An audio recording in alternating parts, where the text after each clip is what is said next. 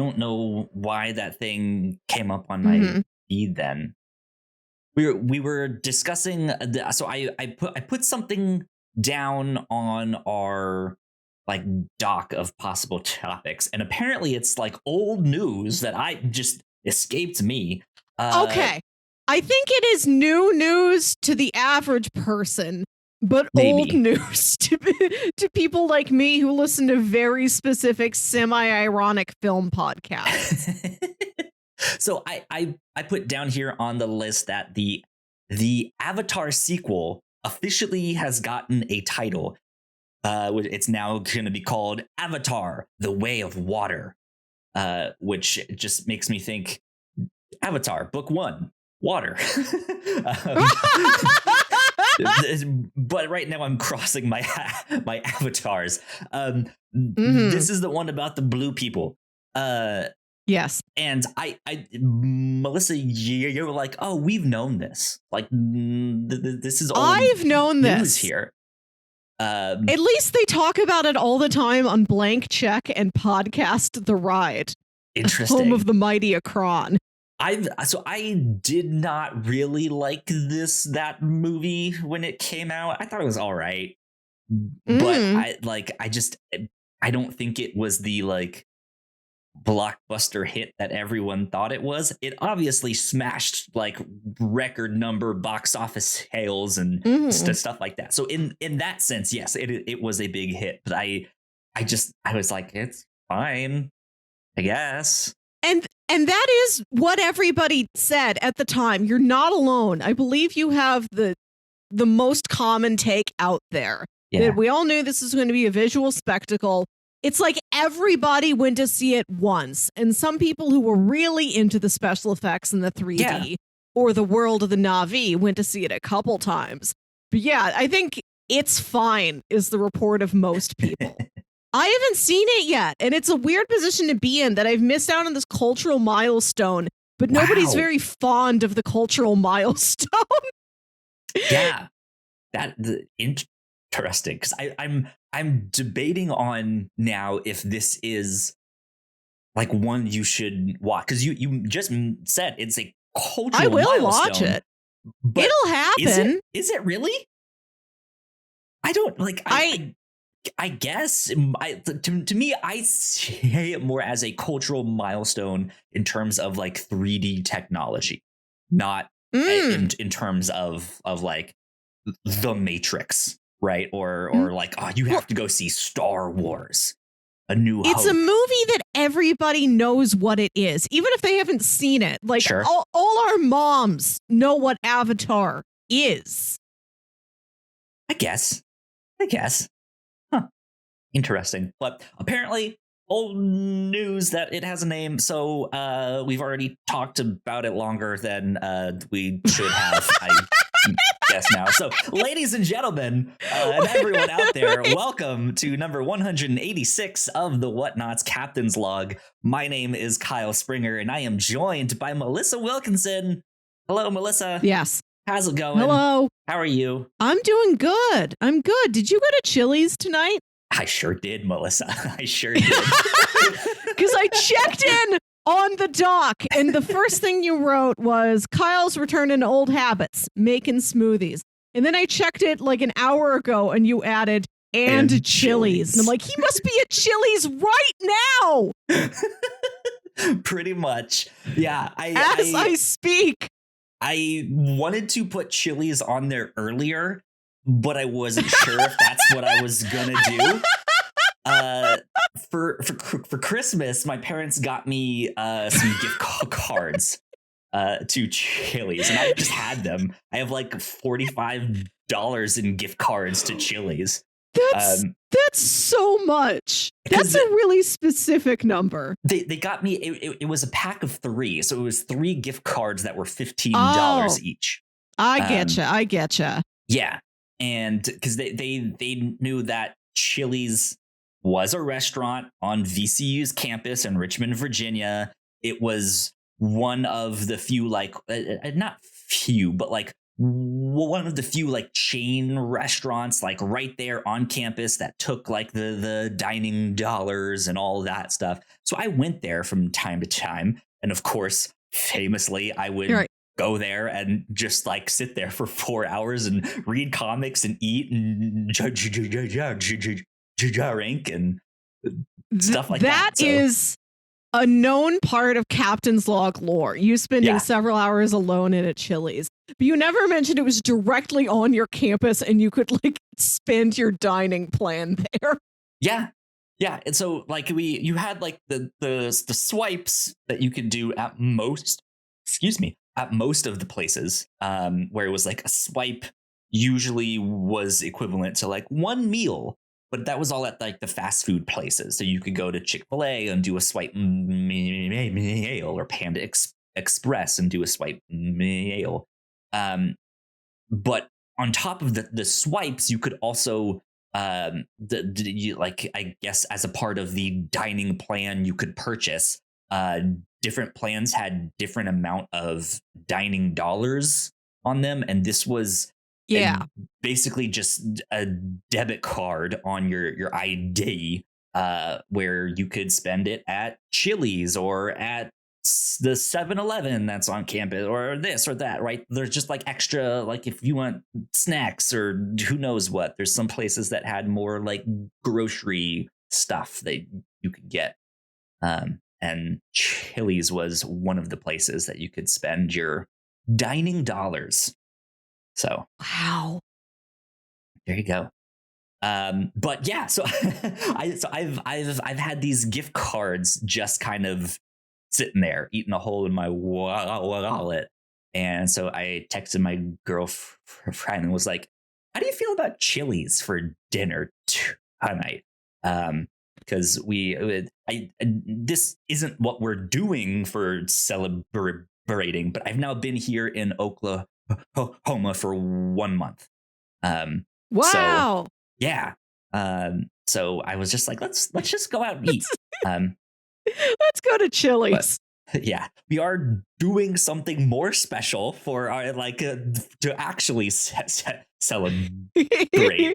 But tonight I was just like, let's just use these. Why not? Did I ever tell you about the time I was having lunch at IHOP and then I saw the middle school aged boy being led in by his mom and his sister wearing a blindfold, and they get him to his table and they take the blindfold off and they say, "Surprise! Happy birthday!" Like IHOP. Haven't told me this. IHOP isn't. I like IHOP, but that's not blindfold worthy. Plus, the second you step inside, you smell all that maple. You know where you are. Right. It might have been one of those things that like the kid it was his favorite place when he was a little bit younger. You said he was middle school-ish, right? So approximately. That's still on the young side. So it could still potentially be his favorite restaurant, right? He just likes the pancakes. But it's not uncommon. It's not a rare special treat to go to the IHOP. So you don't blind somebody just because it's their birthday and you're going to a normal, like very approachable, attainable restaurant. True. But I'm trying to think if you all right, let's even say that IHOP was not his favorite, right? And let's say we can never know. Yeah, there's no way. Let's say instead pancakes are his favorite food. Right? What are the places besides an IHOP that you could go to get pancakes that would probably be better? Like maybe you have a mom and pop diner kind of thing. Those would be good, but maybe you don't. Or maybe you just have a diner that's okay. It's a diner, it qualifies, right? But it's not necessarily great food.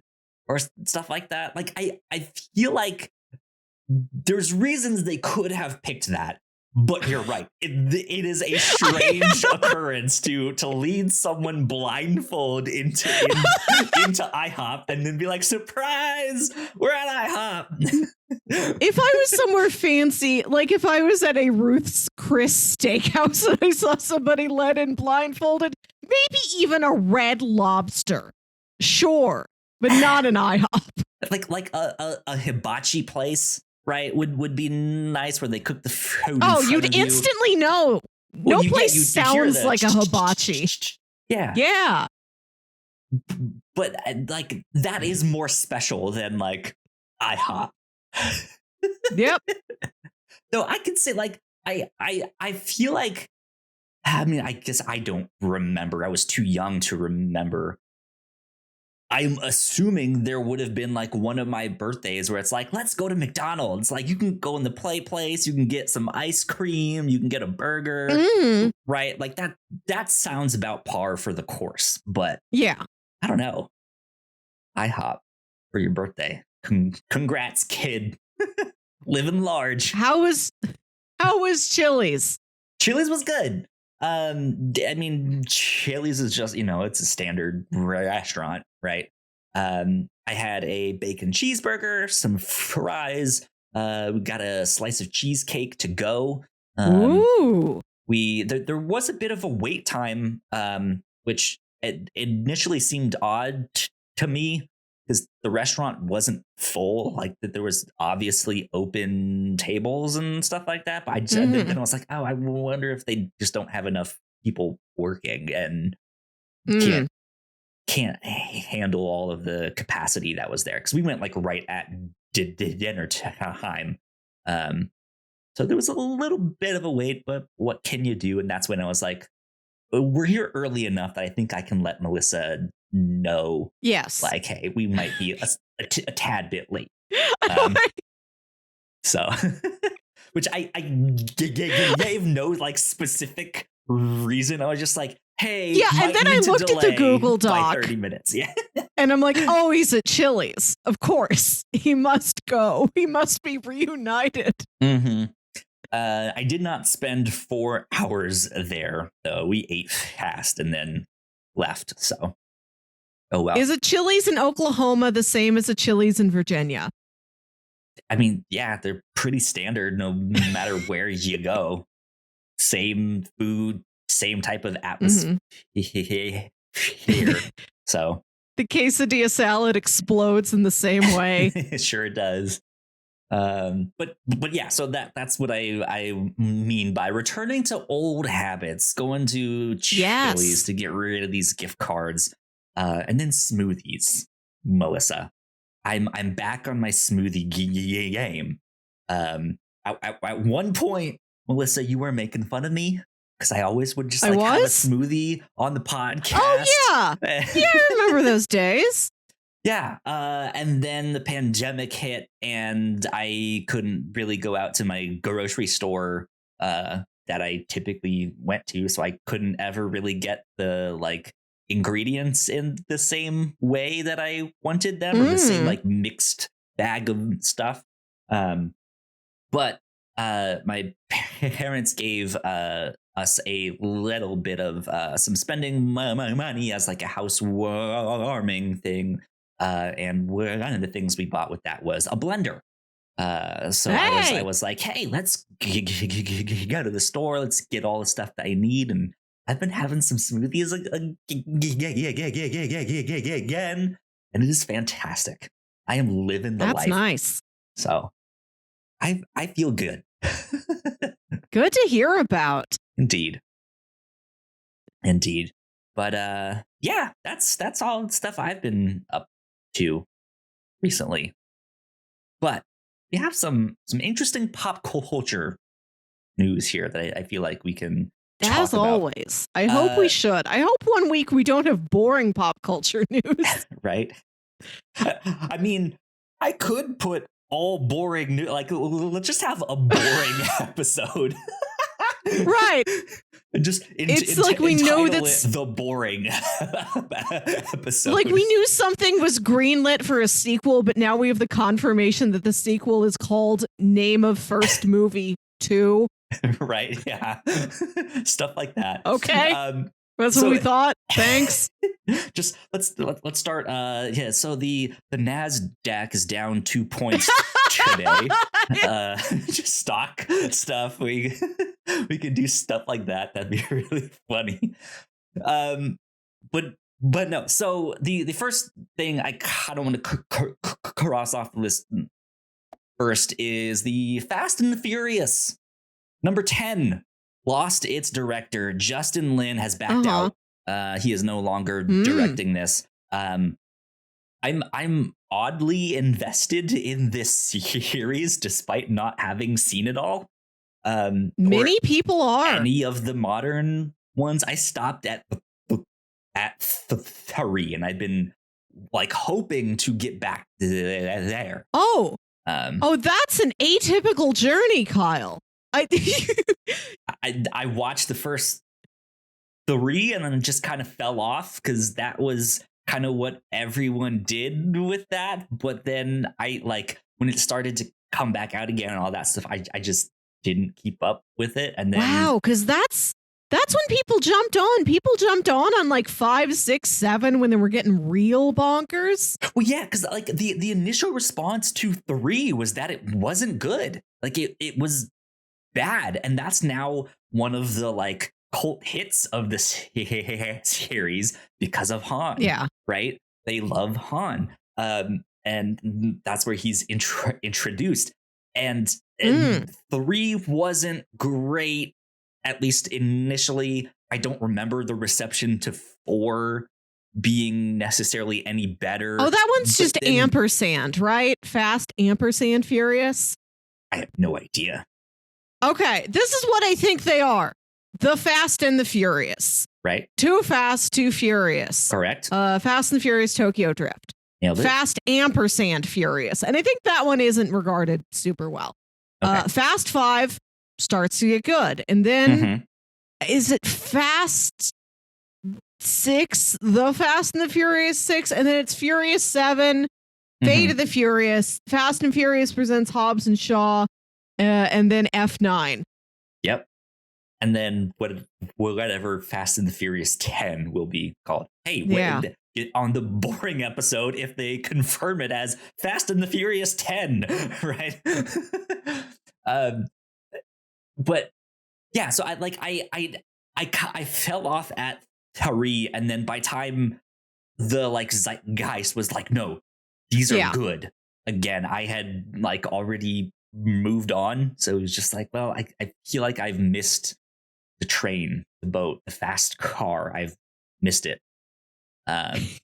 So I need to go back and watch these, but I know people were liking what Justin Lin has done with the ones that he's directed.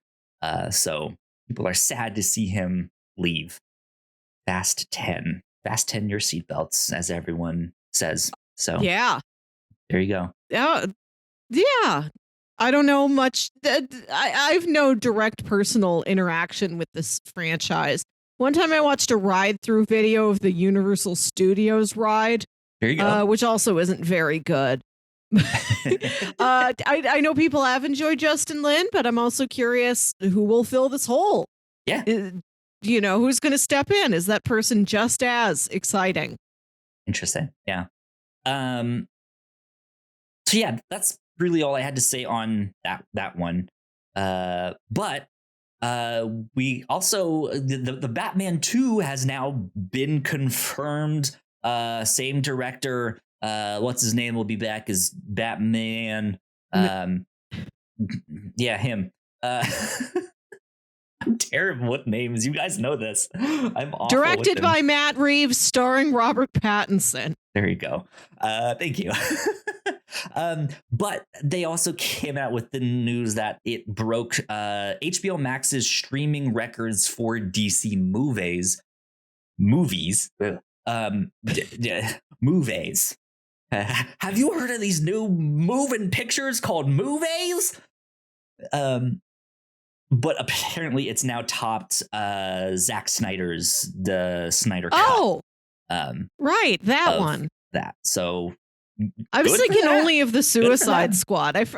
My brain forgot to classify Zack Snyder's Justice League because it's less of a film and more of like an all-day event that you have to be invested for. It's a cultural milestone. Right. It feels like a holiday. It felt like a service I had to go to. Snyder Cut Day. Every year we look back and remember how the internet demanded the Snyder Cut. Yeah,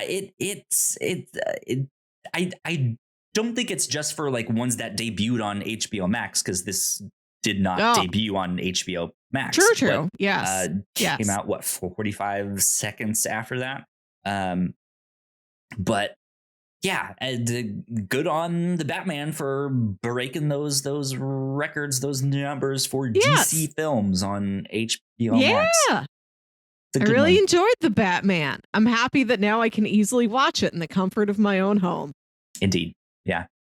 Or the comfort of somebody else's home. What a movie to demand that I watch at somebody else's house.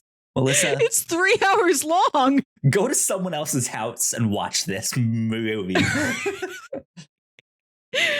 Just at my mild-mannered aunt's house. Run. Don't walk to someone else's house and watch this movie.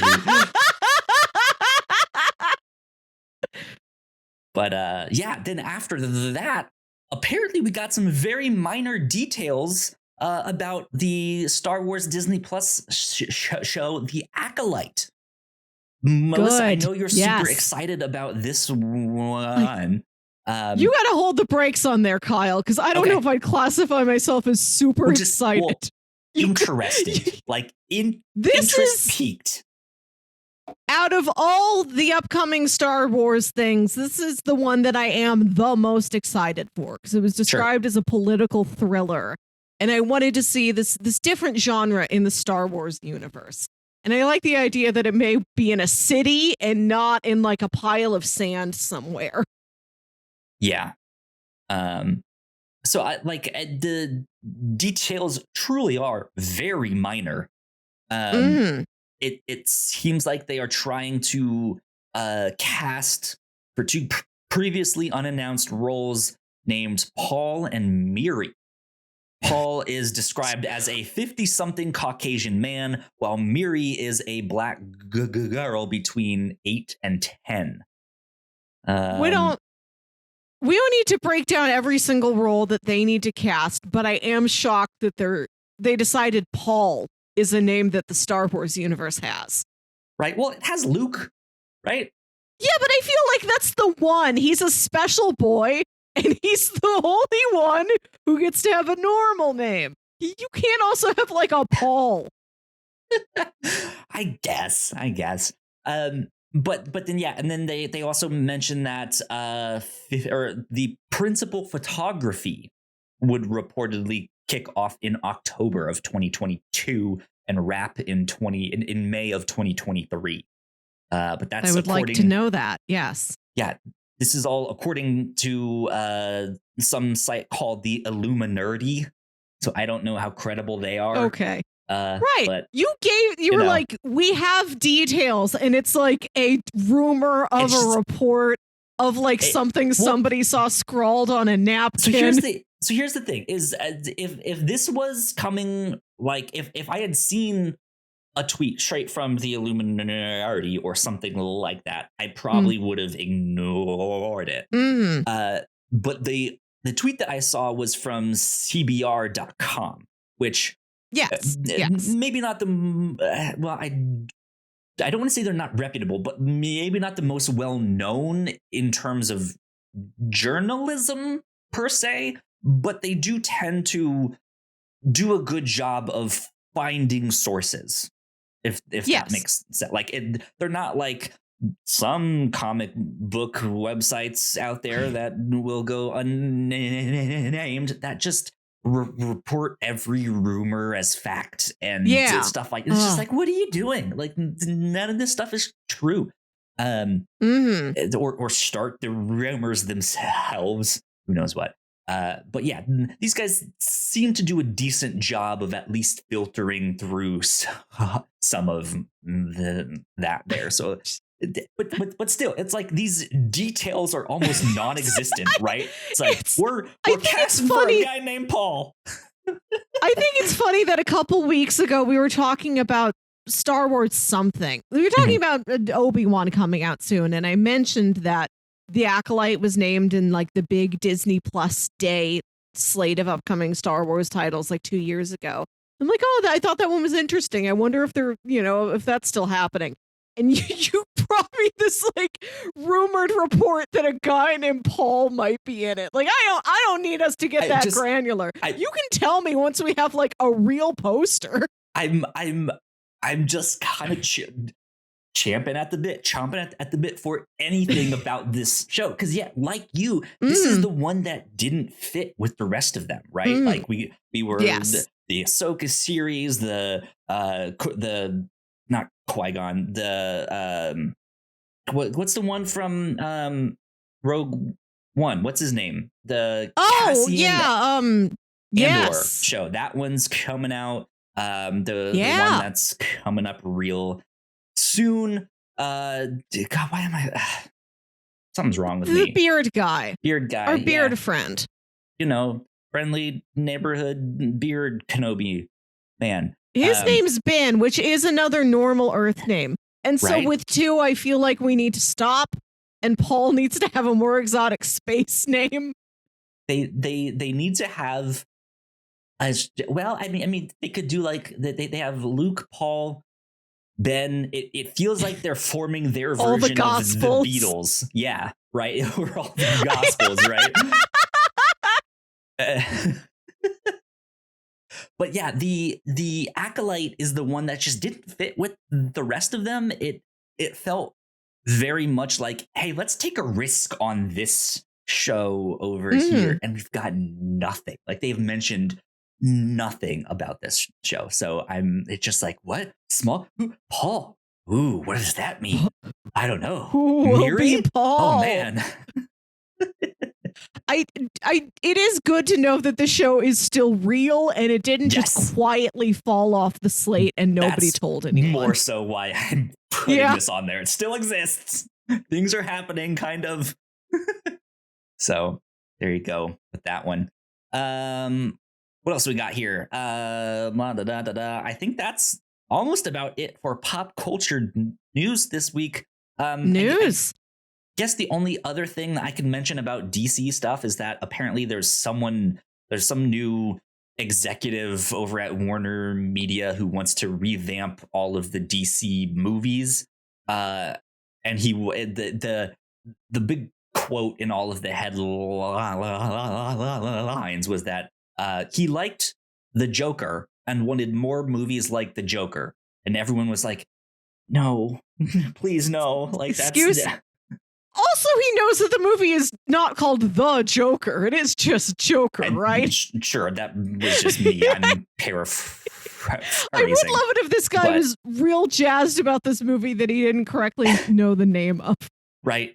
But like that was like, I haven't seen that one yet, so I can't speak to the quality of that film. But the response to that film was it seemed like, well, it's not necessarily a bad film, but it's just so heavy and so dark that it just is really not a palatable film for most people. Yes. That it's just, and he was like, yeah, more of that one. That's what we need to do. And we'd have to find out specifically. Please.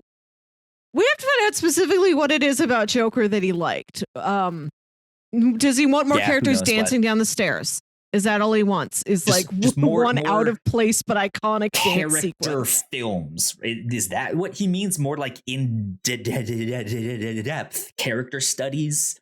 Is that what he means? Or is it just these like one-off? Maybe that is what he means. And I'd be down with that. Just like, we're just going to take a very close look at Martian Manhunter, and he's not really going to do a lot of crime fighting. It's like he did spend some time as his internal struggles.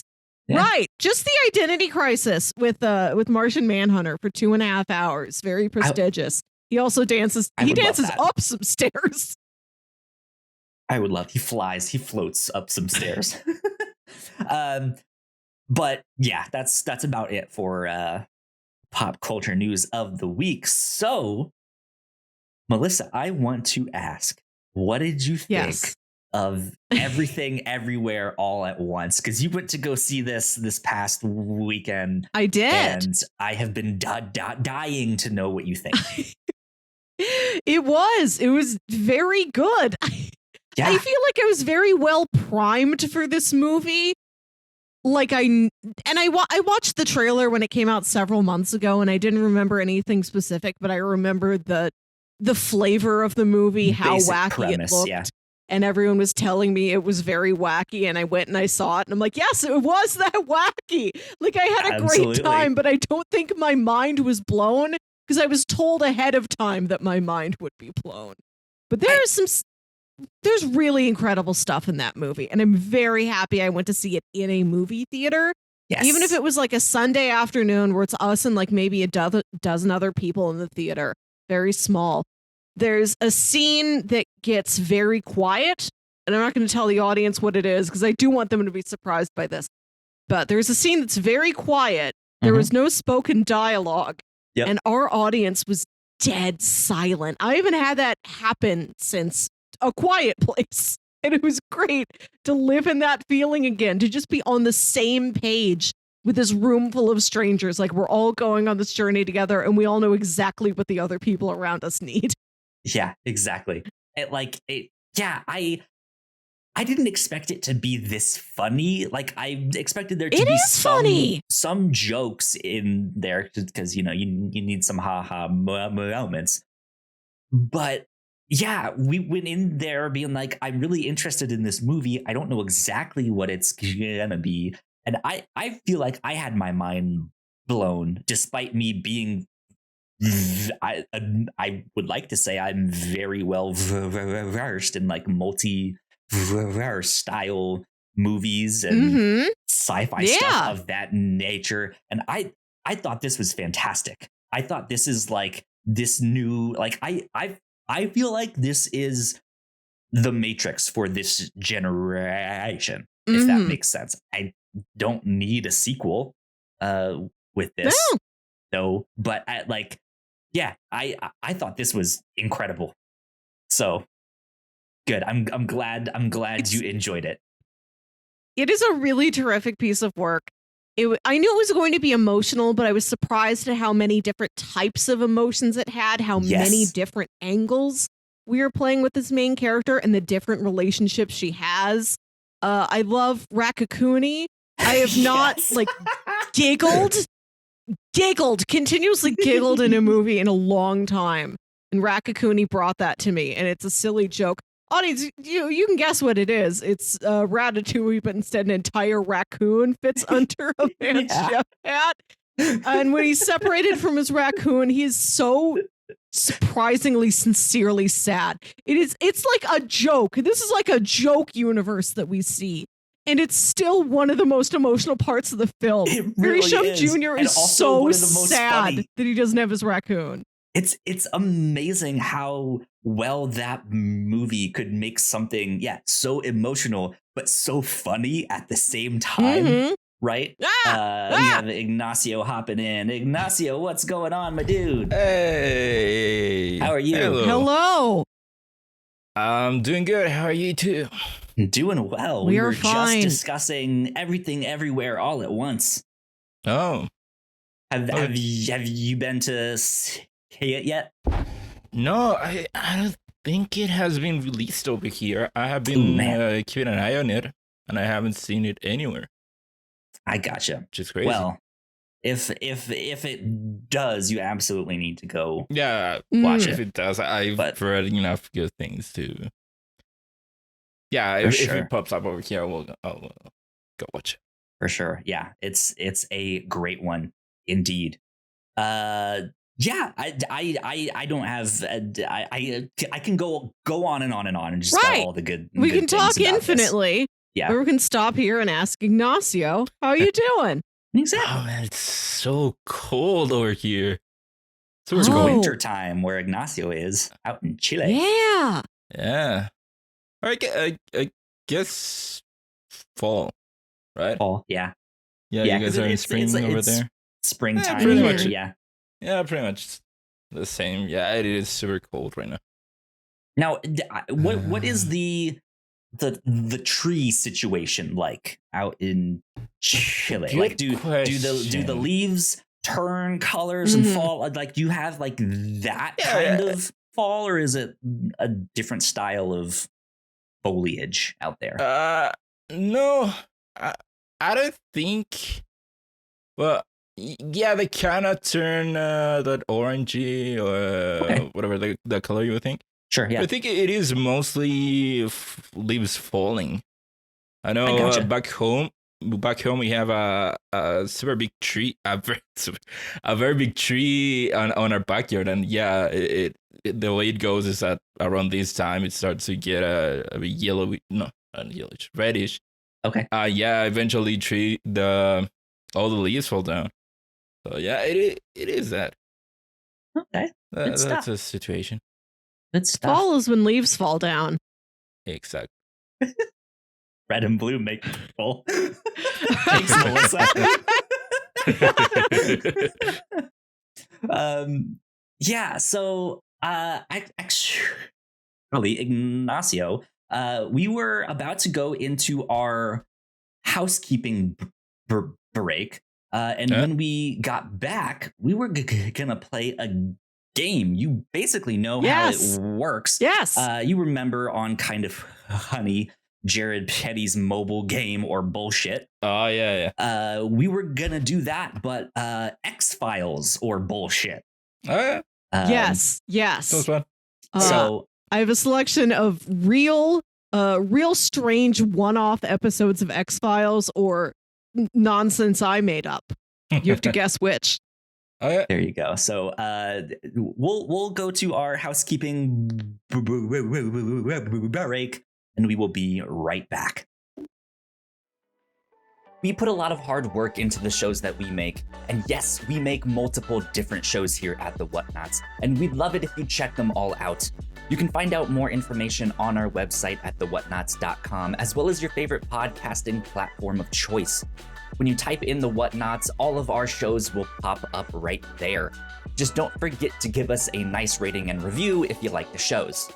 If you want to support what we do here at The Whatnots, patreon.com/thewhatnots is the best place to do that. You can support us for as little as $1 a month. You can get all kinds of exclusive content at the $3 tier. You can also get a shout out and a thank you on all of our shows at the $5 tier. You can support us on Twitch by subscribing to our channel at twitch.tv/thewhatnots, and we would love to have you all join us for our live streams and talk with us in the chat. And lastly, we have merch. If you'd like to grab yourself a shirt or a sweatshirt or a mug or something else, go to thewhatnots.com/store to pick up some merch today. And we are back. A big shout out to all of our Patreon supporters. Thank you so much for supporting us. It means a lot that you guys want to open up your wallets and help us make the shows that we make here. It means a lot. Cool things that we've been up to here at The Whatnots. Ignacio, you're here with us. What have we been talking about and playing on crossplay? What have we been talking about? It is kind of a slow. We're in a kind of like a slow season right now, where every big game already came out. So I've been talking about going back to older games. Mm-hmm. I know you played a game that you liked a lot. Yeah, that game is awesome. Yeah. And that's for games. And the news. There were a lot of showcases this week. Yeah. So we talked about that. Meta had their showcase. The people are over at 6-1 Indie. 6-1 Indie. Yeah, they put up a showcase. Yeah, we've had Kyle Stevenson from 6-1 Indie on crossplay before, and yeah, a bunch of neat indie games were shown off. So good stuff is happening over there.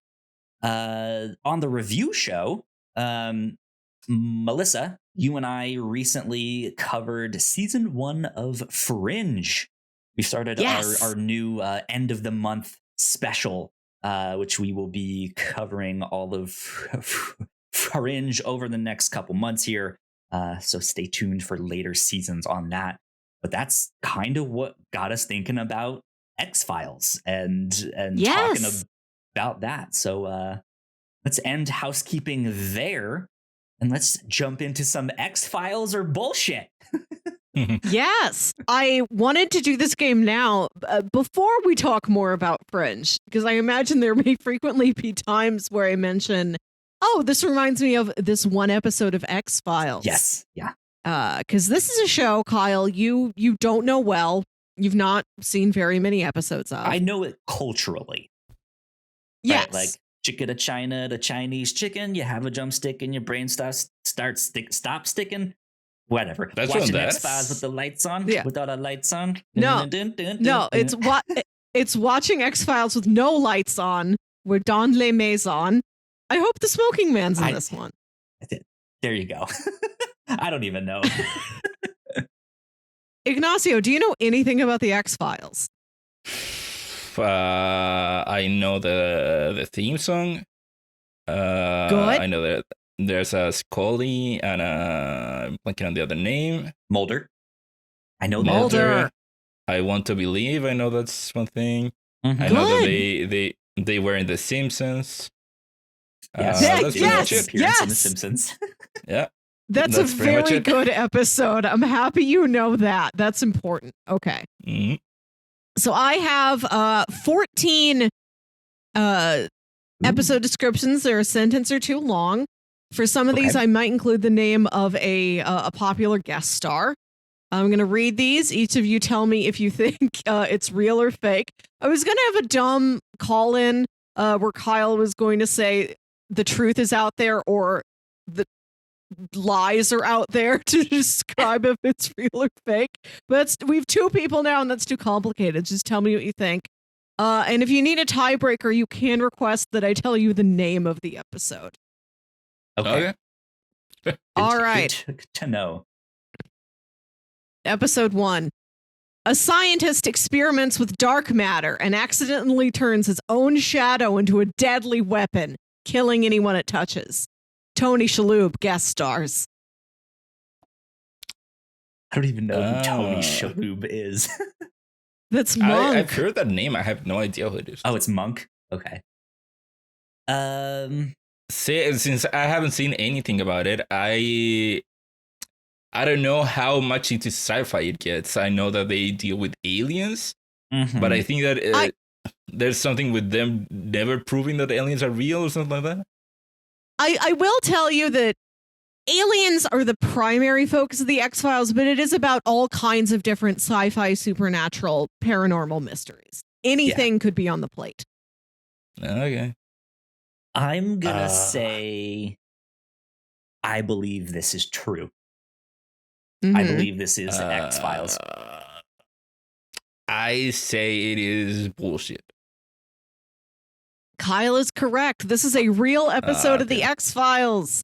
This is a season 2 episode called that we watched when we did our like Patreon. No, it's not. Okay. We did do a Patreon bonus episode where we watched 4 episodes of the X-Files that were all from the same writer. We watched the Darren Morgan episodes, which, if you know X-Files, are some of the funniest and weirdest ones. So I removed those to find funnier, weirder ones than those. Than the ones where a bunch of cockroaches attack a town. All right. Episode 2. The employees at a fast food restaurant called Sky Burger believe that the mysterious voices they hear from the intercom of the empty drive-thru are intercepted alien broadcasts. Ooh, that's a good one. Oh. That feels very 90s to me. But I'm actually going to go bullshit on this one. It feels very 90s, which feels like the era of the show. but I don't know if the people working at the place would know what to do with it there. Yeah. It sounds too easy, so I'll also go bullshit. You're right. I made that one up. That one wasn't real. That's a good one, though. I can see that being a thing, yeah. An actor in a local production of Macbeth says the name of the Scottish play backstage, cursing the production according to theater folklore. You know, you can't say Macbeth while you're doing Macbeth, or you'll curse Macbeth and everything will go wrong. When the accidents start getting stranger and more dangerous, Mulder suspects that the ghost of a scorned understudy is haunting the theater. It can't be real. I'm gonna say bullshit again. I want to say bullshit too, only because I don't know if they really ever dealt with like ghosts. You're right. I made that up, but no, there's ghost ones. There is? Okay. Interesting. There's ghost ones. Mulder and Scully both tell their opposing sides of the story about a case gone wrong, where they traveled to a small Texas town on Mulder's suspicions of vampire activity. He staked a pizza boy in the chest, and then his plastic fangs fell out of his mouth. Luke Wilson guest stars. Oh, wait, so you're saying that a kid got stabbed? I said a pizza boy, which is like a young man. Yeah, okay. Not a boy, but a pizza boy. Someone got stabbed then. Ooh, this is a tough one. I guess that's real. I'm gonna say bullshit. How popular was Luke Wilson back then? I don't know. I don't know. I don't know the answer to that question. But this is a real episode. Wow. Okay. This is called Bad Blood. So did he get reprimanded or anything for stabbing someone? Okay, so the episode is like after this case, Mulder and Scully are back in their office and like they're about to be called into like an internal affairs tribunal. And they're like, all right, let's get our story straight. What happened? From your point of view, what happened? And Mulder's like, I thought that guy was a vampire. I put a stake in his heart and then his fangs fell out. And just as they're about to go in for the tribunal, their boss tells them, you have to go back to this little town. That body is missing. And it turns out that the boy was a real vampire. He just doesn't have any of the pop culture things a vampire has. So he put plastic fangs in so that he could look like vampires in the movies. Okay. Interesting. Luke Wilson plays the town sheriff. And because this whole episode, we rotate perspectives. We see what Mulder saw. We see what Scully saw. Scully sees him as this beautiful hunk. And Mulder sees him as this hick who's like, y'all must be the government people. Are y'all the fans? Right. Wow, It's truly terrific. Please watch Bad Blood, one of the series' finest. I just haven't seen Luke Wilson in enough things. That's why I was like, Luke Wilson is throwing me off. I don't know. He could have been in an episode of X-Files, I guess, but oh well. Scully starts dating a man who has a pinup girl tattoo, and this tattoo talks to him, and it tells him to kill Scully so that she, the tattoo, can have him all to herself. Jodie Foster guest stars as the voice of the tattoo. Can you repeat that one? Okay. So there's this guy who has like a sexy pinup girl tattoo on his arm, right? Okay. And the tattoo talks to him. He hears its voice in his head, and he goes on a date with Scully, and the tattoo's like, I don't like her. Get her out of here. Like, she can't get between us. She can't get between our relationship. Kill her. And the tattoo sounds like Oscar winner Jodie Foster. I don't know how ridiculous the show is. From what the little I know, I wouldn't say that it is this level of ridiculous, so I'm going to go bullshit. I think I kind of have to agree. I'm going to go bullshit on that one. No, that's a completely real episode. Jesus. Wow. Okay.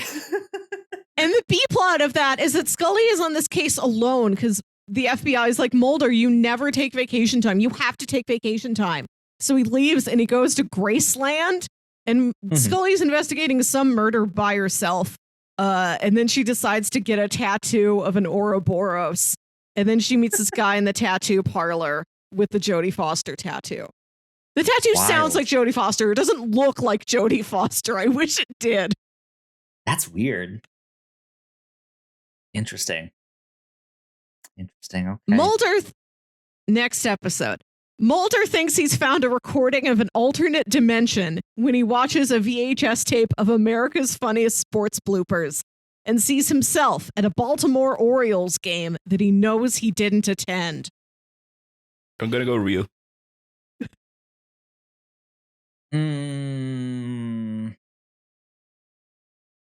I'm gonna say real too. No, I made that one up. No? So you even came up with the team? So you even made up the team? No, that's Baltimore a real Orioles baseball is a real team. Yeah. Right. And I've been to one of their baseball games. Didn't they have some good player in the late 90s? I don't. I'm from St. Louis. I don't know. Ripken? Was he on the team? I don't know. You can't ask me. I don't know. I'm not a baseball fan. I don't follow the sports ball. Checking in on the scores, I think both of you have won. Yeah.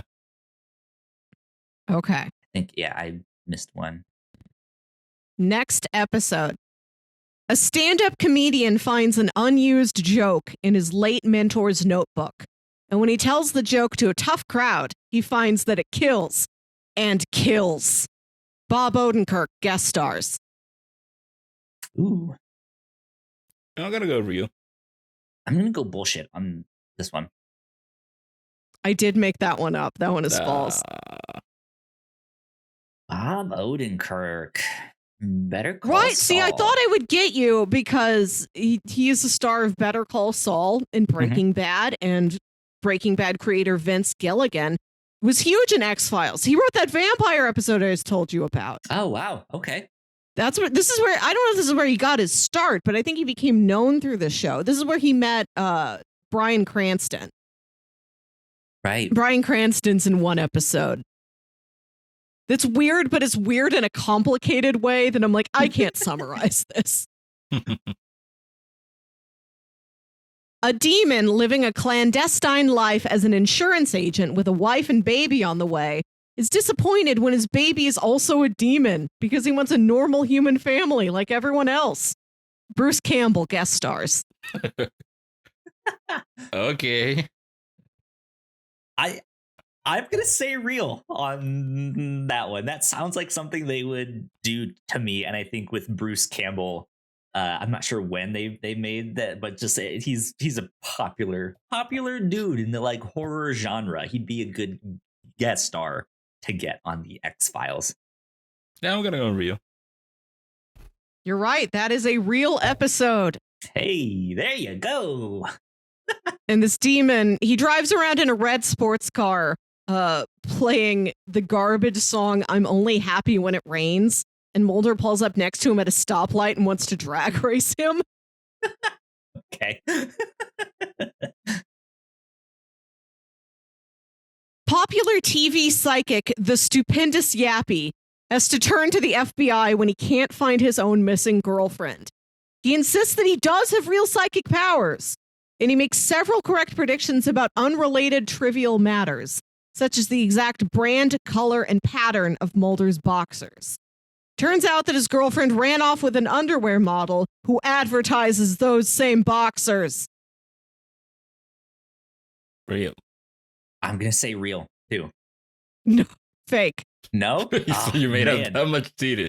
But the Stupendous Yappy is a character who's been in like 2 episodes of the X-Files. Why it kind of sounded familiar to me, because also in one of the ones we watched, there was a psychic dude, he's right? in those. That's him, yeah? Yeah. Okay. He never came back, but I wished he did. Damn it, man. All right. Mulder and Scully investigate a Halloween festival corn maze where a little girl walked in and never walked out. The entire episode takes place in and around the corn maze. Every shot has corn in it somewhere. Annie Potts guest stars. Real. That detail of every shot includes corn in it somehow is throwing me off, but I want to go to real. I want to believe. No, Oh, I made that up. There's it. no corn maze episode. That would have been a great one. That would have been awesome. This is just my wish list of episodes I wish X-Files did. Mulder travels into the Bermuda Triangle to investigate the sudden reappearance of a ship that disappeared there decades ago. And he finds himself transported back to the day the ship vanished in 1939. The episode uses split screens to show Mulder in the past and Scully trying to find him in the present day. Interesting. I feel like I want to say real, but the time travel is throwing me off, and the whole split screen thing. I feel like I would have heard about that because the like examples of that in media, I feel like are so few and far between that most people know them. So I want to say bullshit. I'll believe. I say it's real. You're right. That is a real episode. Damn it.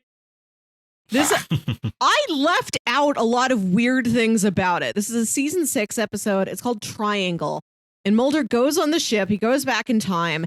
And everyone he encounters there in 1939 is a counterpart to somebody he knows in current day. So Scully's there, but it's not really Scully. You know, his boss, actors, director Skinner is there. Yeah. Okay, yeah. And then the episode is filmed in a series of one-shots. And it uses split screen sometimes towards the end when Scully gets on the boat and then she's trying to find Mulder. So there's a split screen of like past Scully and current Scully. And I'm like, I can't put all of this in here. Like, I have to simplify how remarkable this episode is. But yeah, Triangle's really outstanding. Cool. Scully experiences a crisis of faith when a tortilla that looks like Jesus might be the source of true holy miracles. I'm going to go bullshit. I'm going to go real on this one. I feel like the Jesus toast, all that stuff was real big in the late 90s, early 2000s. That is my thinking when I wrote this. It just didn't happen. I went real. I went bullshit because there is a Glee plot that is quite similar. Yeah. I mean, it's not an uncommon like story plot thing because that's like late 90s, early 2000s. Yeah, that was everywhere. Grilled cheeses. Yeah. Mm-hmm. God, literally. The agents investigate a series of deaths with bizarre ties to numerology. A mysterious stranger makes them play checkers with him as he gives them advice. He may be God. At the end of the episode, the camera zooms out high above the town, and all its lights form the image of his face. Burt Reynolds guest stars. Real? I want to believe that one's real. This one is real. Wow. Burt Reynolds. Wow. Right. Okay. So you zoom out from this town, and it looks like Burt Reynolds. Okay, our final episode. Woo! A man with incredible psychic powers uses them to warp reality around him, placing him in the home and family he never had. He has recreated the Brady Bunch. Michael Emerson guest stars. Is Michael Emerson one of the actors in the Brady Bunch? No, that's Ben Linus. No. I go bullshit. That's lost. I'm gonna go real. This sounds like something You're they would right. do. This is not only a real episode, this is the second to last episode. Oh, wow. Right, so this Wait, man second recreates to the last of Brady the original run, or of that like later. of like the season? 9-season run that aired on Fox from 1993 to 2002. Okay. Like some people find a house in their neighborhood that wasn't there before, and it looks like the Brady Bunch house, and they knock on the door and they think they see the Brady kids, and then they find this guy who's like, I always wanted to live in the Brady Bunch, so I made that exist. And Scully and Assistant Director Skinner and everyone is standing around like, wow, he really did it. Psychic powers Janet. are real. Sure, Jan. Not Jan. And then Janet. the series finale happens with actual alien mythology stuff. This is how they capped out the series. They're like, Wow. we gotta get our Brady Bunch episode in there. Get that guy who will be on Lost. Interesting.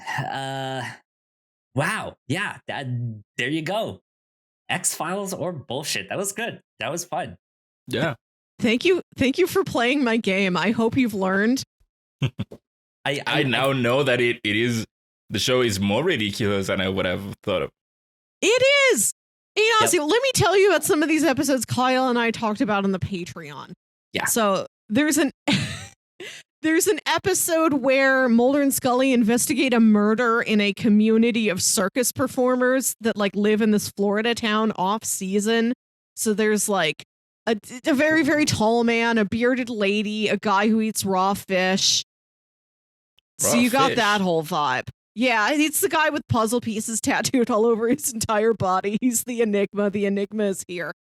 And we watched an episode where there was a supposed alien abduction case, and it's really vague on what, like, there's conflicting information. People don't know, was this real or was this a hoax?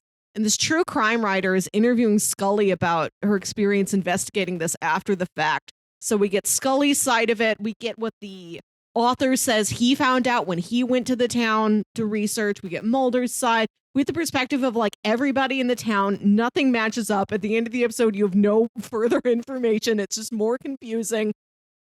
And part of it is that Mulder encounters the men in black.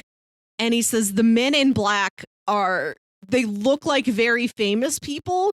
So that when you tell somebody, hey, I just met Jesse the Body Ventura, and he told me not to tell anyone about these aliens, then of course nobody's going to believe you. Alex Trebek is in it. The late Alex Trebek plays a Men in Black, and he's like, wow, don't breathe a word of this, Mulder. And Scully's like, you didn't meet Alex Trebek, and he's like, that's what Alex Trebek wants you to think. Wow, that's funny. Good stuff. The X-Files, man, that's one of the shows. Just like one day I need to sit down and watch them all, or at least watch like in abridged version. Yes. Of let me just cut to the chase here. Yeah. There's so many types of episodes of X-Files. You've got your mythology arc episodes about the major like alien government conspiracy mystery. And when you look up episode guides to the X-Files, those ones are clearly marked. Like these mythology episodes like are dedicated. It's not that there's some ongoing mythology sprinkled into every episode. No, it's like there or it isn't there. It's a very binary show like that. So you can watch just that stuff, or you can hop around and watch all these weird one-shot episodes, which is another great way to do it. Or if you want, you could just pick a type of monster or mystery that you like. You can say, everything with ghosts, please. Or you could if you do want something a bit more traditional crime, like there are a handful of episodes that are more like it's a serial killer, but he's just kind of weird. X-Files is something for everyone. So the X-Files, are they a part of the government, or are they trying to uncover government secrets? Yes, they are FBI agents. They work on literal files that cases that the FBI gets. So they're like, this is too weird. We're not covering this. Give it to Mulder in the basement. He'll look into it. And Scully is a doctor. She's a scientist. She's a very skeptical, practical woman. And she's assigned to work with Mulder to kind of debunk what he's doing. And sometimes she comes out of a case like I don't know about that one. I don't know how science would explain that one. And so they do work for the government, but Mulder also suspects, like, the government knows aliens are here. They're working together. It's the like, I mean, I don't know if I can explain it right now, but how about we just not explain it and we'll just move on to the next thing. And then, maybe someone else can explain it. Right. It's wild what this show like tells you is real. Like that episode with the demon. It's conclusive to you, the audience. That's a demon. Bruce Campbell is a demon. But I don't know if like Scully totally believes that at the end of the day. But when she sees Michael Emerson generate the Brady family, she's like, yes, this is truth. Weird. Fascinating. Good stuff. Well, yeah. I think that's the end of the game. So that kind of brings us to the end of our end of the game here. Yeah. Yeah. Kyle, I think you won by 1 point. Ooh, so good job. Damn. Take that, Ignacio, for whooping my ass in trivia last time. That's of course you would win on when the trivia is about a show I know nothing about. Hey, look, I know just about as much as you. I've never seen an episode. So, Kyle, again, I never thought that this show was this crazy. Well, good game then. Good game. Ignacio, where can the people find you on the internet? They can find me on Twitter at Ignacio Rojas B. That's IGNACIO Also, you can catch me every Friday, if I'm not mistaken, as a new date on Crossplay, our video games podcast over at the Whatnots. Hell yeah. Melissa, where can the people find you? You can find me on Twitter and Instagram at Wilkywit. That's WILKYWIT. And listen to my other podcast, Saturday Morning Obscurities, show where me and my brother Jams talk about weird old kids shows you feel like only you remember. I think when you're hearing this, our latest episode might be on Where's Wally, which is a Where's Waldo cartoon, but for international audiences, he's called Wally. Yeah, that sounds right. Yeah. Interesting. Okay. And then I know down the road, Ignacio, you're gonna be on Saturday Morning Obscurities. Yes. It is recorded. It is banked. Good stuff. So keep an eye out for that. If you guys want to follow me, I'm at @YoKyleSpringer on Twitter. And if you guys want to stay up to date with all of the stuff that we do here at the Whatnots, we are at the Whatnots on Twitter. So please go like, share, and subscribe. That would help us out a ton. And that wraps up number 186 of the Captain's Log. We will see you all next time. Bye. Bye.